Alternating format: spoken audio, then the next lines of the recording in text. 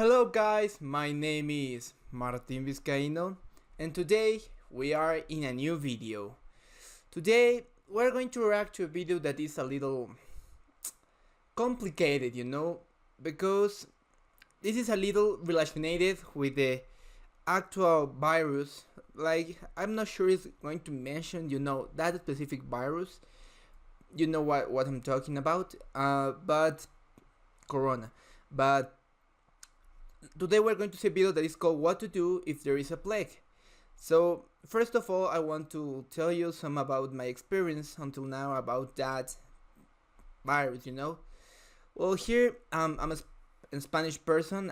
I live in Spain. So one big thing that happens here in Spain is that, first of all, we're having a lot of deaths. That's very hard, a lot of deaths. Of course, it's people that you don't know, but that's very hard. Like, I'm lucky that my grandmas and my grandfathers and all my family is okay. I do feel well about that. I do not have the virus. I'm taking care of myself. Literally, I have not left the house since 1 month. I think I'm 1 month all the time routine my house. Like, I'm not going out. I'm carrying myself a lot, and I advise you to do the same. If you're seeing me from Western Europe, from Asia, from wherever you're seeing me, I recommend you to stay in your house.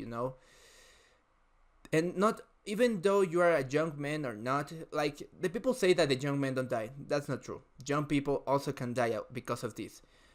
So I tell to all of you, young or not, adult or not, children, please stay in your house for your safety and for the safety of others, and even though your grandparents or any other people please stay in your house. So after this emotional message, I'm going to react to the video, so let's go. Aisha radiallahu anha asked the Prophet ﷺ about plagues. She asked the Prophet ﷺ about plagues, and the Prophet ﷺ said that plagues are a punishment that Allah sends to whomever He pleases, and Allah has made it a means of mercy for the believers. It is a punishment to some and a mercy for the others who believe in Allah subhanahu wa ta'ala. That no one stays at a place of plague and expects Allah to reward him and knows that nothing will happen except what Allah has decreed, except that he shall get the reward of a shaheed. This is in Sahih Bukhari. And the Prophet ﷺ said, hadith is mutafaq alayh, Bukhari and Muslim, the plague is considered a shahada for every believer. So the plague is a mechanism for shahada. And also in Sahih Bukhari, the famous incident that Umar ibn al-Khattab radiallahu anh was on his way to Syria, and Abu Ubaidah, Amir ibn al-Jarrah, met him on his way back, and there was a plague in that land. And Abu Ubaidah said to him, I have just come from Syria and there is a plague, people are dying. This is a plague that is called the Ta'un of Amwas. In the 18th year of the Hijrah, there was a massive plague that killed over 1,000 Sahaba. And that is why to this day, all across Jordan, all across Palestine, there are graves of the Sahaba, most of them from the plague in this year. So there was a massive plague, and people dying and whatnot. So Abu Ubaidah comes back and says that there is a plague over there and you're going in. Why are you going in? So Umar ibn Khattab said, call for me the Muhajirun. So all the Muhajirun came, and he asked them, what do you think we should do? And they differed amongst themselves. Some of them said, we came for a purpose to fight the Romans, we should go in. And the others said, no, we're outside, let's go back over there. And he then said that, okay, you guys leave, call the Ansar. So he called the Ansar, and the Ansar as well divided amongst themselves. They couldn't unite. Each one is, half is saying go, half is saying come back. So he said, okay, you guys go. Then he said, bring for me the elders of the Quraysh from those who migrated from before the Fatah, the crème de la crème. Bring me the senior of the Sahaba. Bring me the Muhajirun of the original, before the conquest, and the elders amongst them. So then a small group came, and all of them agreed that they...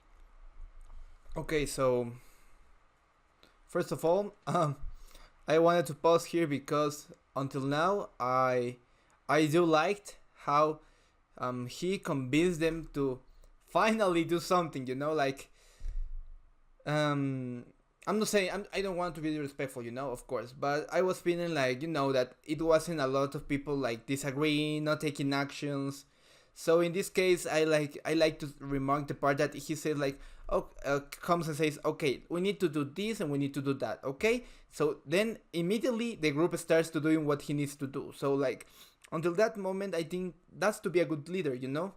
And the other part, like, you know, like that Allah can create a plague is like for punishment. It's like right now what this is a punishment, you know. I would like to know. Please tell me in the comments if you consider this a punishment or is something else, you know, the nature. I don't know. Please tell me in the comments. This is a punishment from Allah, you know.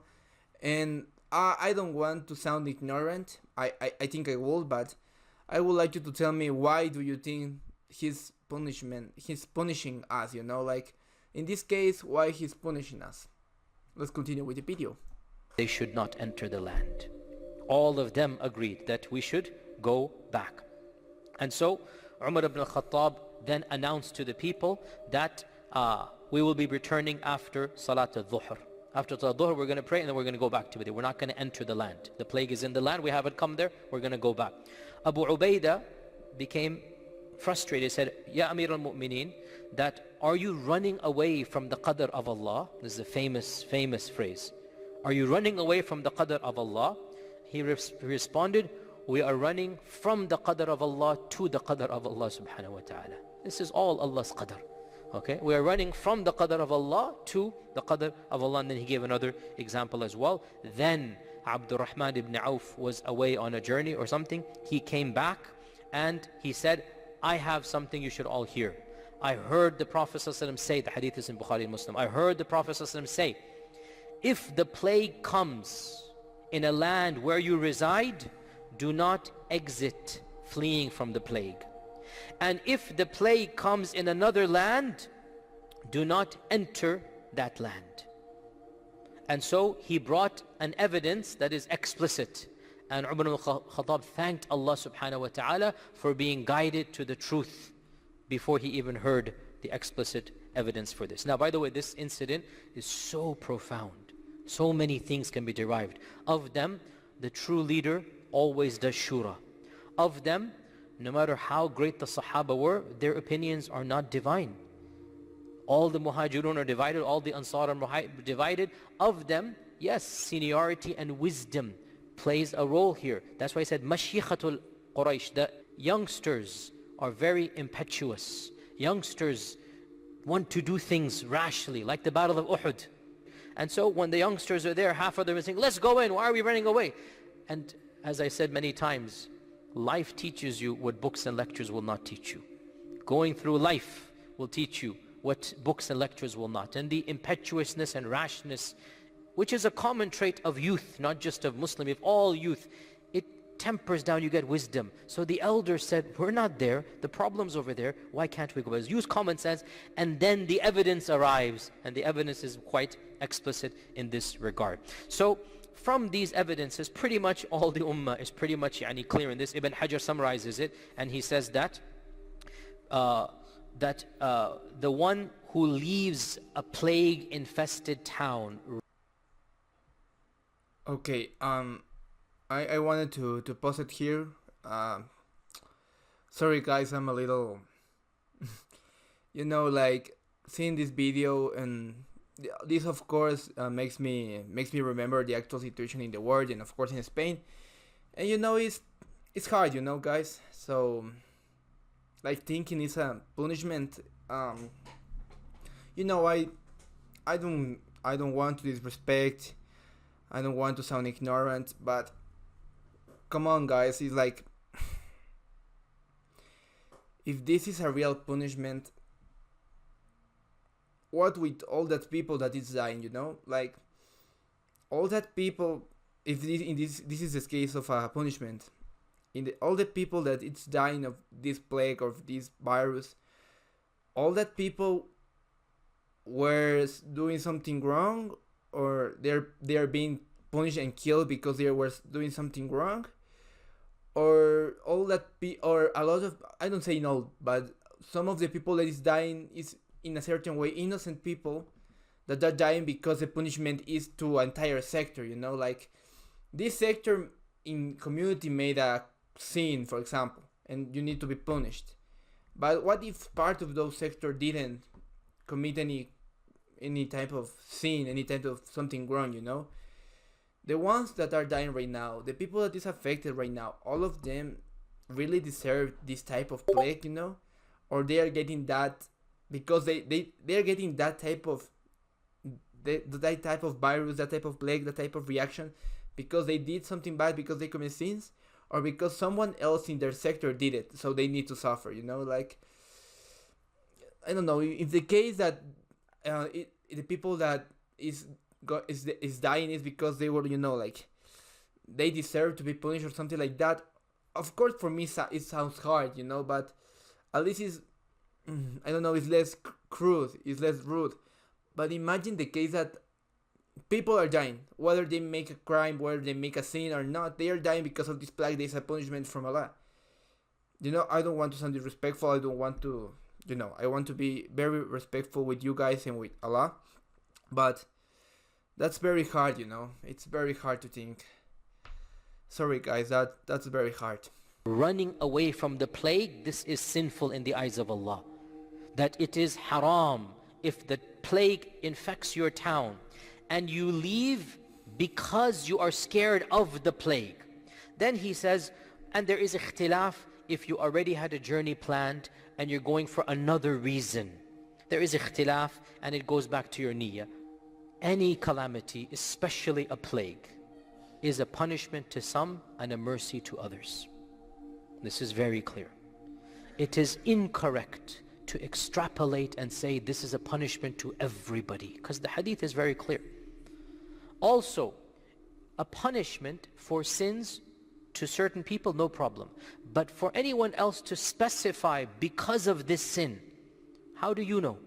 You are now speaking on behalf of Allah subhanahu wa ta'ala. We do not specify. We are very, very irritated and angry at what is happening to our Uyghur brothers and sisters. We know that that government is a tyrannical government. We know that it is now going down a path of Nazi fascism. Since World War II, we have not seen this large-scale concentration camps as we now see in the East Turkestan province. And it is very ironic that we are currently celebrating the 75th anniversary of the liberation of Auschwitz and Dachau. It is very, very ironic that our government just gave $10 million to Never Again. It is bitterly ironic that our president is standing with the president of Israel, giving more and more concessions to the Israelis against the Palestinians, all the time saying, never again, we're never going to allow this to happen, we've learned our lesson. And right under our noses, the whole world knows what is going on in China and even what is going on to the Palestinians. So we have to say very clearly that it appears there seems to be two justice systems and two different rules by how people are judged, and not all bloods are equal in their eyes. This seems very clear as well. Nonetheless, our anger at the Chinese government and what it is doing does not allow us to go beyond what is right. Allah says in the Quran, this is explicit, لا يجرمنكم شنآن قوم على ألا تعدلوا اعدلوا هو أقرب للتقوى. Do not allow the hatred of a group of people to cause you to act unjustly. Act justly even with your enemies. That is the essence of taqwa. This is in the Quran. We are angry at what the government is doing, yet we do not say that the whole city of Wuhan has been put under threat of Allah and punishment of Allah because of this. How do we know? By the way, maybe it is, but maybe not. It's not my business to say. All that we can say, any calamity could be a means of punishment. And yes, when a sin is public, then generally speaking, it is true, generically speaking, that it is possible that Allah's adab comes, but we never generalize to everybody, because there are innocent people there. And there are people that have nothing to do with the crime. And we cannot just say all of them are evil and going to Jahannam. It's not their fault what is going on. This is the opportunity to, in this dunya, be compassionate, send any aid if possible, and in a religious perspective, give da'wah. And there are Muslims in that city, by the way. There are graduate students studying in that city. There are local Chinese Muslims in that city as well. It's not as if we have to strip ourselves of our complete humanity. There are people that are suffering that don't deserve to suffer, and it will be, insha'Allah ta'ala, a means of rahmah for them. It is not adab for them. There are people upon whom this is not adab, but rather a rahmah. So we do not generalize and say that all of them are suffering. And also, there's an element that I saw myself very clearly online.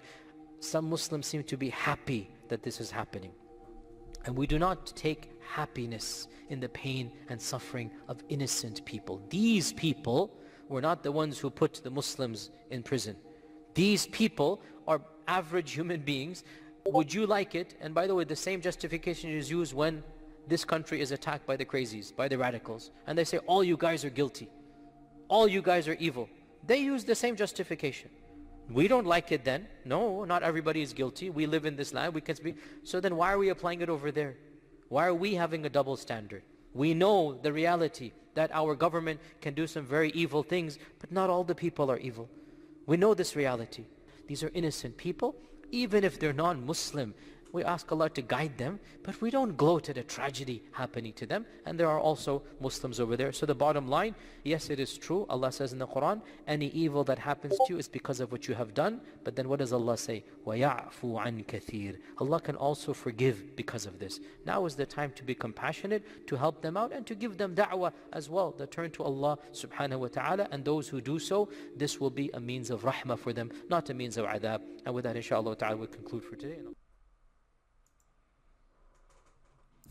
Well, guys, that's hard, that's very hard. Well, guys, for end, for resume, I liked the end, how we talked about, like, for some people the deaths are not so significant than for the others.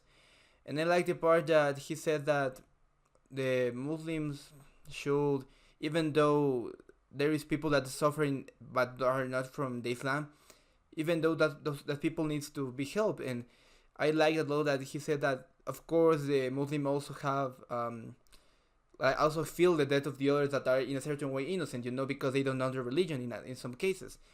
So, well, I'm scared because what can happen to me, what can happen to me if this is a punishment? I'm going to be punished, or I'm going to see mercy? That's a question I'm going to be asking from here until this is over. This is a punishment. He said it's not for everybody, not everybody suffering. I understand it, but in my case, what? I know the religion, but I'm not following it. What's going to happen to me, for example? Well, guys,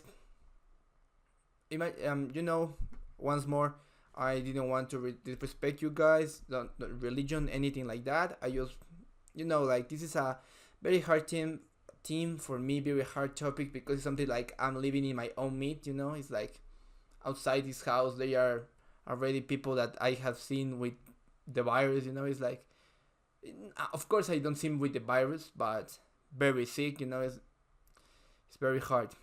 Well, guys, hope you like this video. Sorry if I were too sad or something like that. See you guys.